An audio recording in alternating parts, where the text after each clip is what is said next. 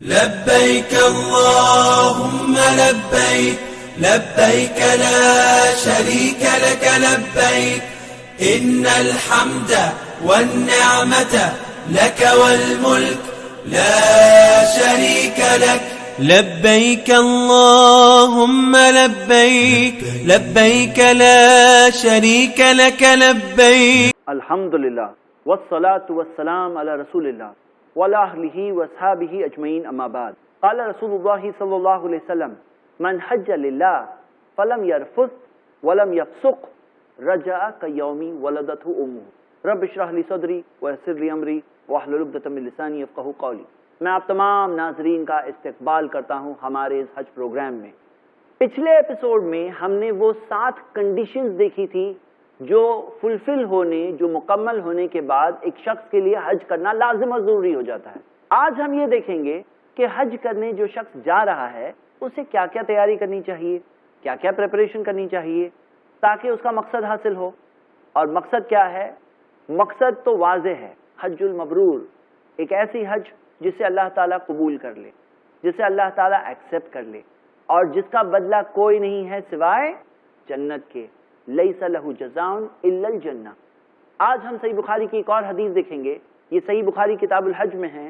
اللہ کے رسول محمد صلی اللہ علیہ وسلم نے فرمایا من حج للہ، جو اللہ کے لیے حج کرے، فلم یرفث ولم یفسق، اس میں کوئی بے حیائی نہ ہو، اس میں فسق والے، گناہ والے، اللہ کی نافرمانی والے کام نہ ہو، تو اللہ کے رسول محمد صلی اللہ علیہ وسلم نے کہا رجع کیوم ولدتہ امہ، وہ شخص ایسے واپس آئے گا جس دن اس کی ماں نے اسے جنا تھا. اس دن کیا حال تھا، وہ حج کر کے آئے گا تو اس کا ویسا ہی حال ہوگا. تو وہی ہمارا گول ہے. لیکن میرے بھائیوں میری بہنیں، بہت سارے لوگ ہیں جو آج کے زمانے کے اندر حج کرنے تو جاتے ہیں، اور کیونکہ ہمارے معاشرے اور ماحول میں بہت زیادہ دینداری نہیں ہے تو بہت ساری غلط چیزیں ماحول میں ہوتی ہے. کئی بار ایسا ہوتا ہے جو حج کرنے جا رہے ہیں تو نیتیں تو اچھی ہوتی ہے، لیکن وہاں جا کر چھوٹے موٹے جھگڑے میں لوگ پڑے آتے ہیں، چھوٹی چھوٹی باتوں پر جھگڑا کرتے ہیں کہ ارے میرے کھانے میں بوٹی کم تھی، اور اس بات پہ بڑے بڑے جھگڑے ہو گئے.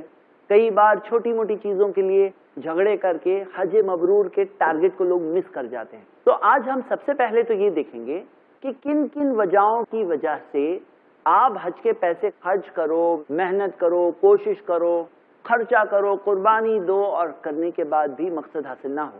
کیا کیا وہ وجہیں ہیں، ہم آج انشاءاللہ وہ دیکھیں گے، اور پھر دیکھیں گے کہ کیا کیا تیاری کر لینا چاہیے حج کے لیے جانے سے پہلے انشاءاللہ.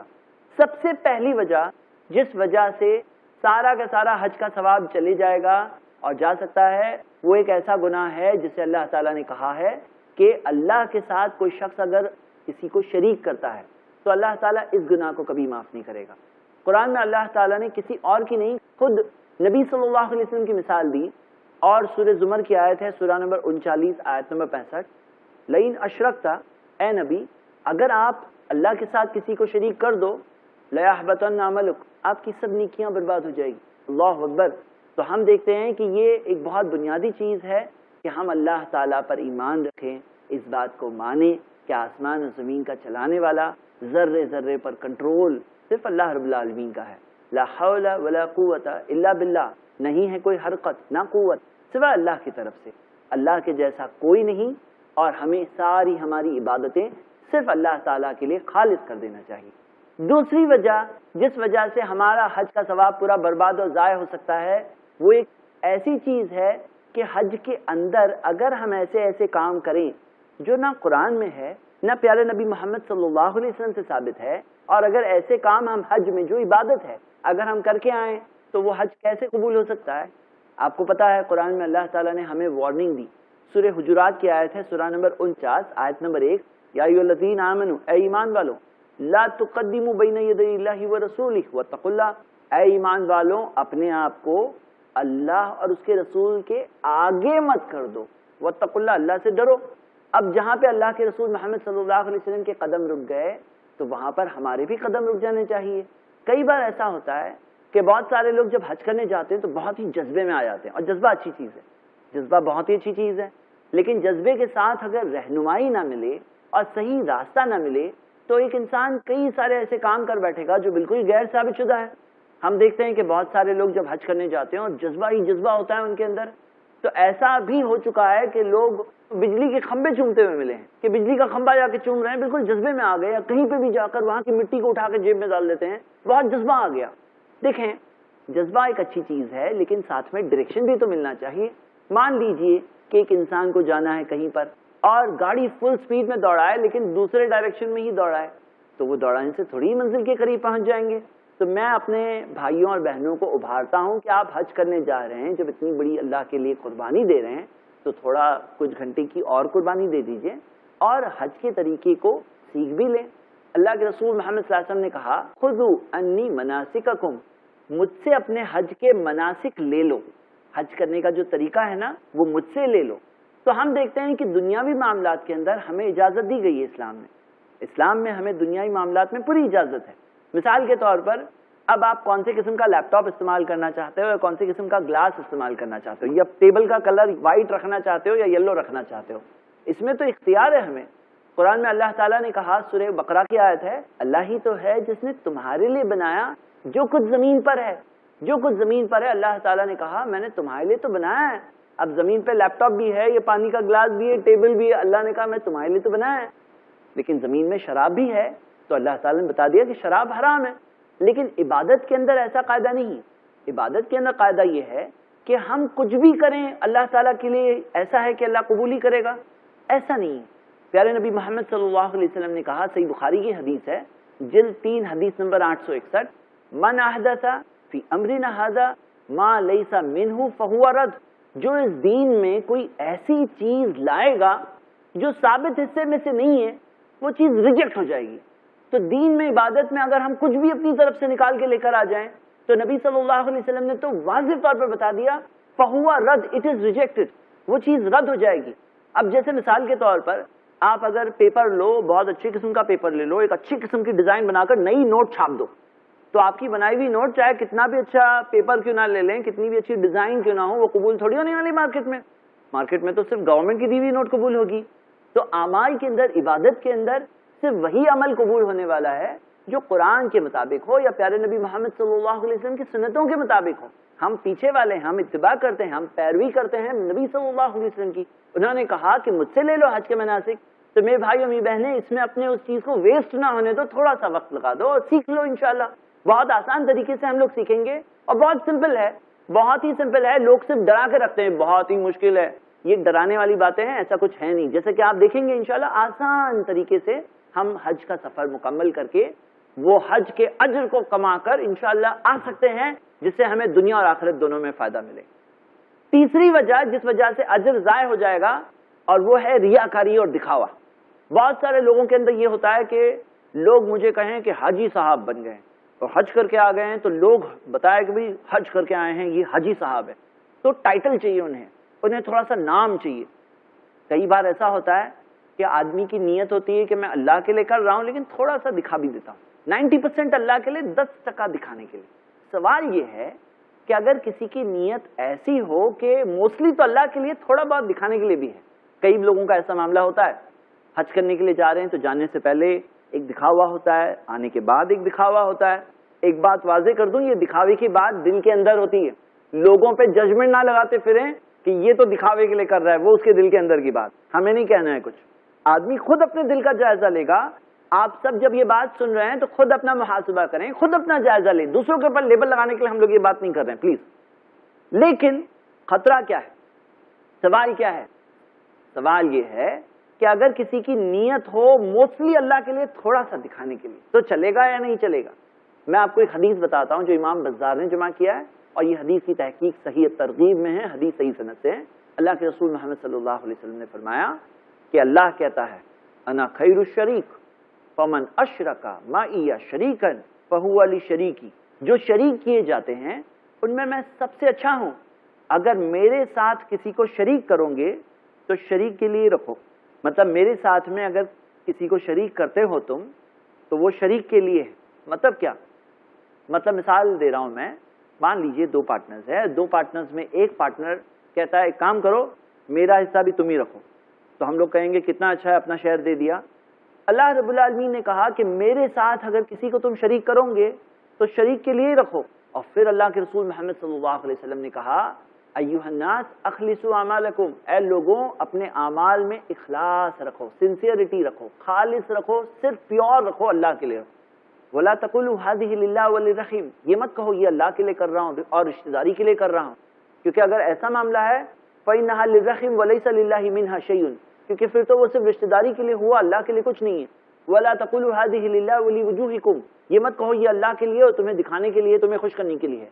فإنها لوجوهکم وليس لله منها شيء، کیونکہ پھر تو صرف وہ دکھانے کے لیے ہوا، رشتہ داری کے لیے ہوا، یا اس کو دکھانے کے لیے ہوا، اللہ کے لیے کچھ نہیں ہوا۔ تو اگر کوئی شخص اللہ کے ساتھ کسی کو شریک کرے گا تو وہ چیز اس شریک کے لیے ہی ہے، تو اس وجہ سے اپنے حج کے ثواب کو ضائع نہ کریں، اپنی نیت کو فوراً ٹھیک کر لیں۔ اور نیت کا معاملہ ایسا ہے فوراً بگڑ بھی سکتی ہے اور فوراً بن بھی سکتی ہے، فوراً سدھر بھی سکتی ہے، کوئی پہاڑ کے اوپر نہیں چڑھنا پڑے گا نیت کو سدھارنے کے لیے، آسان معاملہ ہے۔ اپنے آپ سے پوچھیں کہ میں یہ کام صرف اللہ کے لیے کر رہا ہوں، مجھے کسی اور سے کچھ نہیں چاہیے، مجھے اللہ سے چاہیے۔ اور جب اللہ کے لیے کرتے ہیں نا تو اس چیز کے اندر ایک ایسی طاقت اور اسٹرینتھ پیدا ہوتی ہے کہ انسان اس کا حق ادا کر رہا ہے، کوئی نہیں دیکھ رہا ہے لیکن پھر بھی کیوں محنت کروں، پھر بھی کیوں میں اچھی عبادت کروں، کیونکہ اللہ دیکھ رہا ہے، اللہ کے پاس ریکارڈ میں ہے۔ میں کوئی بڑائی ماننے کے لیے نہیں کر رہا ہوں، میں کسی کو آ کے دکھانے کے لیے نہیں کر رہا ہوں کہ میں تو تہجد میں بھی اٹھ رہا تھا وہاں پر، میں اللہ کے لیے کر رہا ہوں، اللہ کے لیے ریکارڈ میں ہے، اور اللہ تعالیٰ اس کا تو بہترین بدلہ دے گا۔ انسان کیا دیں گے، خود محتاج ہے، خود وہ اللہ کے بندے ہیں، وہ تو کچھ نہیں دے سکتے، ان سے امید لگائیں گے تو مایوسی ہی ہوگی۔ انسان تو ہے ہی نہ شکرے، انسانوں سے کیا لگائے، آس لگانی ہے تو اللہ سے لگائیے۔ یہ تیسری وجہ ہے کیوں وہ حج کی قربانی برباد ہو سکتی ہے۔ چوتھی وجہ جس کی وجہ سے کسی کے حج کے سفر میں محنت اور کوشش کرنے کے باوجود اجر نہ ملے، اور وہ چیز ہے وہاں جا کر بے حیائی یا بری باتیں یا جھگڑوں میں یا گناہ کے کاموں میں آدمی پڑ جائے۔ اللہ تعالیٰ نے قرآن میں فرمایا سورہ بقرہ میں سورہ 2 آیت نمبر 197، الحج اشہر معلومات، حج کے جو مہینے ہیں وہ تو لوگوں کو معلوم ہے۔ فمن فرض فیہن الحج، جو حج کا فریضہ اس میں ادا کرتا ہے، فلا رفث، تو اس میں کوئی بے حیائی نہ ہو، ولا فسوق، اس میں گناہ کے کام، فسق کے کام نہ ہو، ولا جدال، حجت بازی نہ ہو فی الحج۔ اور پھر اللہ تعالیٰ نے کہا وما تفعلوا من خیر یعلمہ اللہ، تم جو بھی خیر کے کام کرو گے اللہ تو وہ جانتا ہے۔ وتزودوا فإن خیر زاد التقوی، تو زاد راہ لے لو اور بہترین زاد راہ تقوی ہے۔ وتقونی یا اولو الالباب، تو اختیار کرو تقوی، پرہیزگاری، اے سمجھ والے لوگوں۔ تو اللہ تعالیٰ نے اس آیت میں ٹوٹل 6 باتیں کہی ہیں۔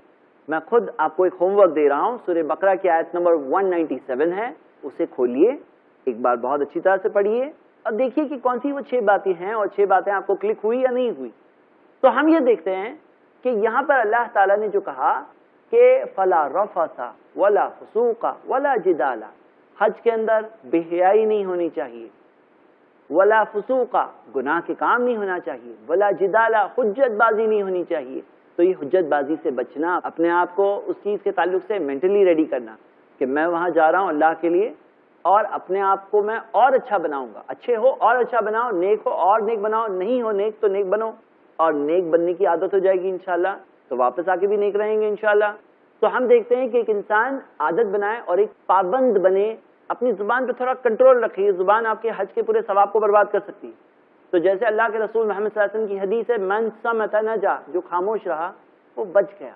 تو وہ چیز کی عادت ڈالیں، وہ چیز کو عمل کرنے کی کوشش کریں انشاءاللہ، تاکہ حج کا اجر اور ثواب پوری طرح سے حاصل ہو۔ اور میں آپ کے سامنے حدیث پڑھتا ہوں صحیح بخاری میں کتاب الحج میں، من حج للہ، جو حج کرے اللہ کے لیے، فلم یرفث ولم یفسق، اور اس میں کوئی بے حیائی نہ ہو، اس میں برے کام نہ ہو، تو رجع کیوم ولدتہ امہ، تو ایسا ہوگا جیسے کہ اس کی ماں نے اسے جنا تھا اس دن کی طرح وہ واپس آئے گا۔ اور وہی تو گول اور مقصد ہے، حج مبرور مل جائے۔ تو اپنے آپ کو ذہنی طور پر تیار کریں۔ یہ تھی کچھ اندر والی باتیں۔ اب وتزودوا جو اللہ تعالیٰ نے کہا زاد راہ اختیار کر لو، تو زاد راہ کے تعلق سے بھی تو کچھ باتیں ہونی چاہیے۔ اب ہم زاد راہ کے تعلق سے دیکھیں گے کیا زاد راہ ہونا چاہیے۔ نارملی ایک انسان جو ٹریول کرتا ہے اور انٹرنیشنل ٹریول میں کیا کیا ہونا چاہیے وہ تو نارملی لوگ جانتے ہیں۔ اللہ تعالیٰ نے کہا وتزودوا فإن خیر زاد التقوی، کہ زاد راہ اختیار کر لو اور بہترین زاد راہ تقویٰ ہے. تو ہم دیکھتے ہیں کہ پیکنگ کے اندر کیا چیزیں آتی ہیں، اس کے تعلق سے بھی تو کچھ باتیں آنی چاہیے.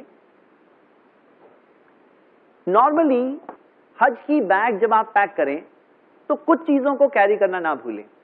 تو پیکنگ کے اندر کیا کیا آنا چاہیے ہم وہ بھی کچھ چیزیں دیکھ لیتے ہیں، اور کئی ساری اہم چیزیں ہوتی ہیں وہ مس نہیں ہونا چاہیے.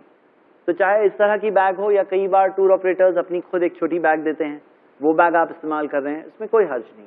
تو ہم دیکھتے ہیں کہ اس کے اندر یہ ہے حج کی چٹائی. حجاج اکرام یہ چٹائی عام طور پر لے جاتے ہیں ساتھ میں. یہ کام کہاں آتی ہے؟ یہ کام آتی ہے تو ریئلی مزدلفہ میں ہی کام آتی ہے، کیونکہ مزدلفہ میں کوئی خیمہ نہیں ہوتا ہے، آسمان اوپر ہوتا ہے، زمین نیچے ہوتی ہے، تو یہ چٹائی بہت کام آتی ہے. لائٹ ویٹ ہونی چاہیے، فولڈنگ ہونی چاہیے. وہ بڑی بڑی چٹائی نہ لے جائیں، ڈیفیکلٹی ہوگی کیری کرنے میں. یہ سمپل ایزی ٹو کیری چٹائی ہے جو کام آئے گی انشاءاللہ. اس کے علاوہ کیا اور ہمارے پاس ہونا چاہیے؟ تو ایک پاکٹ سائز قرآن ہو تو بہت ہی اچھا رہے گا. حالانکہ حرم کے اندر قرآن کے بہت سارے نسخے اویلیبل ہیں، اور تلاوت کرنے کے لیے الحمدللہ جو فارغ اوقات جو فری ٹائم ملے گا اس میں زیادہ سے زیادہ آدمی تلاوت بھی کر سکتا ہے.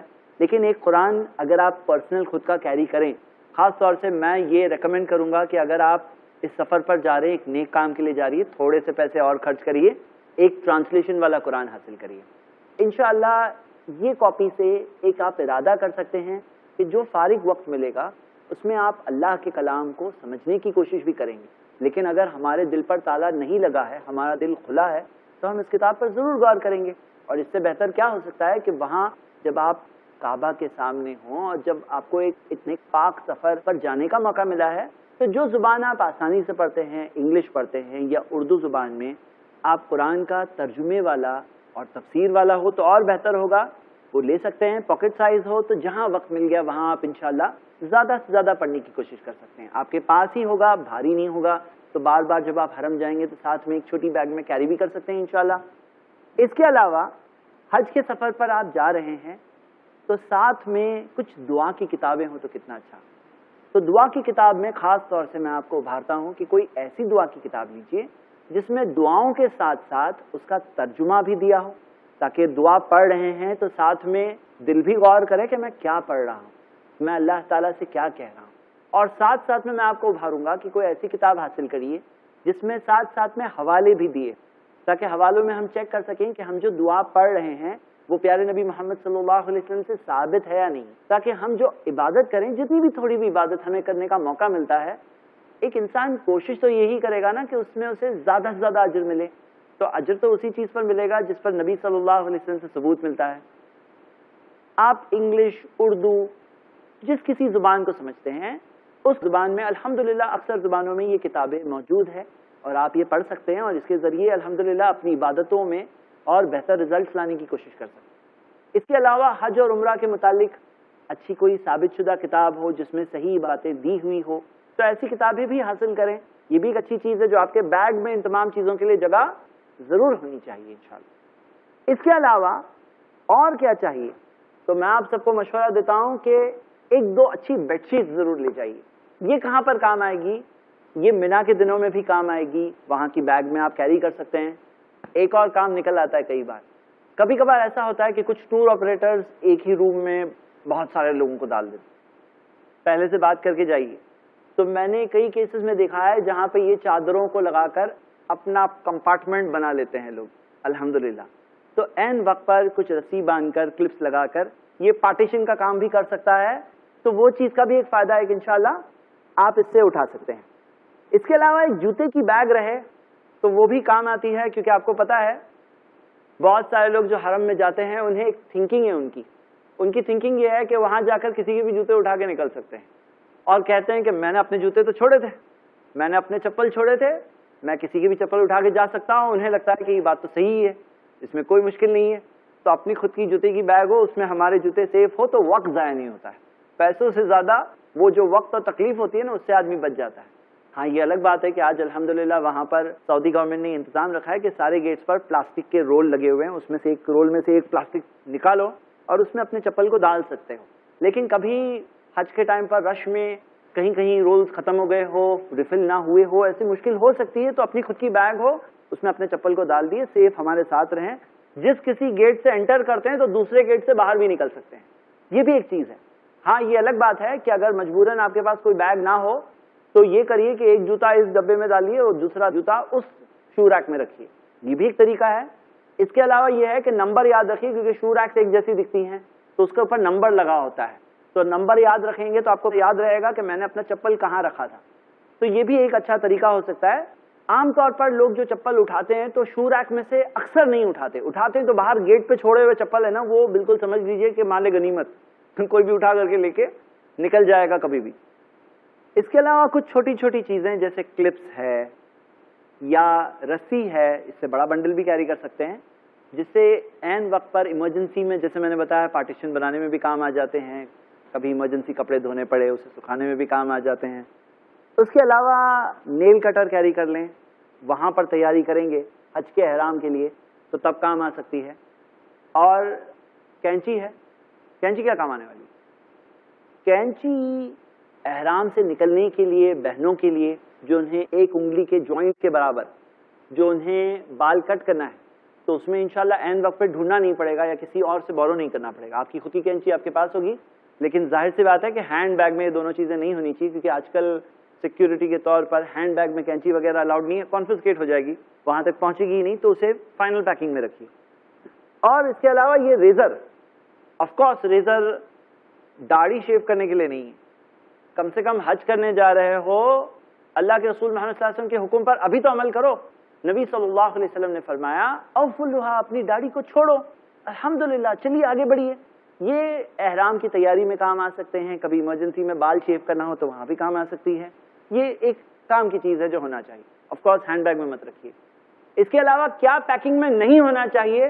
بہت سارا لگیج نہیں ہونا چاہیے، بہت سارے کپڑے مت کیری کرو، فضول کے بہت ساری ایکسٹرا جویلری مت کیری کرو، بہت سارے کھلونے وغیرہ، بچے اگر ساتھ میں آ رہے ہیں ان کے کھلونے وغیرہ بہت زیادہ مت کیری کریے۔ ٹریول لائٹ، ایک چیز ٹریولنگ میں پیکنگ میں مت رکھیے اپنے ساتھ، وہ ہے اپنے دل میں کسی کے لیے کینہ یا برائی یا بغض لے کر مت جائیے۔ اللہ سے مغفرت طلب کر رہے ہیں، رجع کیوم ولدتہ امہ، اس دن کی طرح واپس آنا ٹارگٹ ہے جس دن ہماری والدہ نے ہمیں جنم دیا تھا، پیدا ہوئے تھے، اس دن کتنا صاف دل تھا نا، ویسے واپس آنے کی امید ہے اور دل میں بغض لے کر جائیں گے۔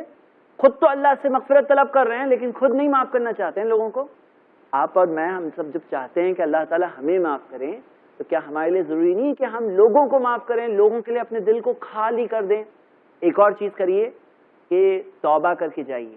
جب حج مبرور چاہیے، حج مبرور وہ ٹرانسفارمیشن کا نام ہے، ایسے ہی جو ہے نا جنت کا وعدہ ایسے ہی تھوڑی مل جاتا ہے۔ جو جنت کا وعدہ ہے حج مبرور کے لیے، لیس لہ جزاء الا الجنہ، وہ کیسے ملے گا؟ وہ ملنے کے لیے کہ انسان کو گناہوں سے توبہ کرنا ہوگا۔ تو جانے سے پہلے اپنے گناہوں سے توبہ کریے۔ کسی کے ساتھ اگر آپ نے برا کیا ہے اس کے ساتھ میک اپ کر لیجئے، دنیا میں جا کے میٹر سیٹل کر دیجئے، معافی ایک بار مانگ لیجئے، اور نقلی معافی مت مانگنا، اصلی معافی ہونی چاہیے۔ اصلی طور پر اس کے ساتھ میٹر سیٹل کر دیجئے، اس معاملے کو سالو کر دیجئے۔ اور ساتھ ساتھ میں وصیت، اگر آپ کی چیزیں ہیں، کوئی پراپرٹی ہے جو آپ کو لگتا ہے کہ میرے بعد میرے وارث اس میں گڑبڑ کر دیں گے، تو اللہ کے رسول محمد صلی اللہ علیہ وسلم کی حدیث ہے، جس کے پاس کوئی ایسی چیز ہو جس کی اسے وصیت کرنی چاہیے تو اسے ایک رات نہیں سونا چاہیے، اسے 2 رات نہیں سونا چاہیے، سوائے کہ اس کے پاس اس کی وصیت ہو۔ سنن ابو داؤد کی صحیح حدیث ہے۔ تو ہمیں کیا کرنا چاہیے؟ اگر آپ کی پراپرٹی وغیرہ کے کچھ ایسے مسائل ہیں جو کمپلیکیٹڈ ہے، جو وراثت کے اندر وارثوں میں جھگڑا وغیرہ ہو سکتا ہے، تو یہ سوچ کے آؤ کہ ہو سکتا ہے واپس ہی نہیں آنے والے ہو سکتا ہے وہیں پہ موت ہو جائے گی، تو وصیت وغیرہ ہو وہ کر لیجئے۔ قرض باقی ہو تو بتا دیجئے، بچوں کو بتا دیجئے یا آپ کے وارثوں کو بتا دیجئے، دیکھو میرے فلاں فلاں قرض باقی وہ ادا کرنا ہے۔ تو یہ تمام چیزیں ہیں۔ آخر میں بات یہ ہے کہ اس گول کو، مقصد کو یاد رکھیے جس مقصد کے تحت حج کا سفر کیا جا رہا ہے، وہ مقصد ہے جنت۔ اور جنت پہنچنا ہم سب کا پرسنل گول ہے۔ ہم سب کی دنیا کی پوری زندگی کی کامیابی صرف تب اور صرف تب ہو سکتی ہے اگر ہم جہنم کی آگ سے بچ جائے اور جنت پہنچ جائے۔ یہ حج کا سفر اس مقصد کے لیے ہے۔ یہ تمام چیزیں تو تیاری ہے، لیکن اہم تیاری تقویٰ ہے، دل کے اندر پرہیزگاری ہے۔ اس چیز کو نہ چھوڑیے۔ اللہ تعالیٰ سے دعا ہے اللہ ہم سب کو حج کے سفر میں حج مبرور، ایک ایسی حج جسے اللہ تعالیٰ قبول کر لے، پانے کی توفیق دے۔ آمین۔ وآخر الدعوانا ان الحمد للہ رب العالمین۔